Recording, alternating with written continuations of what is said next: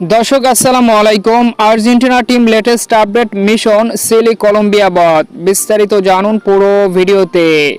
বিশ্বকাপ বাছাই পর্বে জুনের উইন্ডোর ম্যাচকে সামনে রেখে দুর্দান্তভাবে নিজেদেরকে ঝালাই করে নিচ্ছে অনুশীলনে আর্জেন্টিনা টিম, যেখানে স্কোয়াডের একাধিক খেলোয়াড়ই আর্জেন্টিনা ক্যাম্পে যোগ দিয়েছে এবং প্রথম দিনের মতো অনুশীলন রানিং ট্রেনিংয়ে নিজেদেরকে দুর্দান্তভাবে ঝালাই করেছে।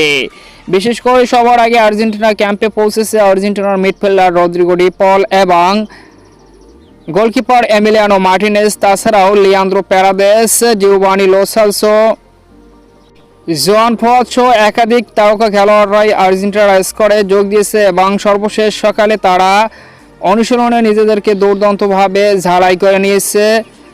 তবে লিওনেল মেসি, লাউতারো মার্টিনেজ সহ আরও বেশ কয়েকজন খেলোয়াড় এখনও আর্জেন্টিনার ক্যাম্পে যোগ দিতে পারেনি, তারাও খুব দ্রুত আর্জেন্টিনার ক্যাম্পে যোগ দিবে। উল্লেখ্য যে জুনের উইন্ডোতে আর্জেন্টিনা চিলির বিপক্ষে আগামী 6 জুন মুখোমুখি হবে নিজেদের ঘরের মাঠে, এরপর 11 জুন কলম্বিয়ার বিপক্ষে মুখোমুখি হবে বিশ্ব চ্যাম্পিয়নরা।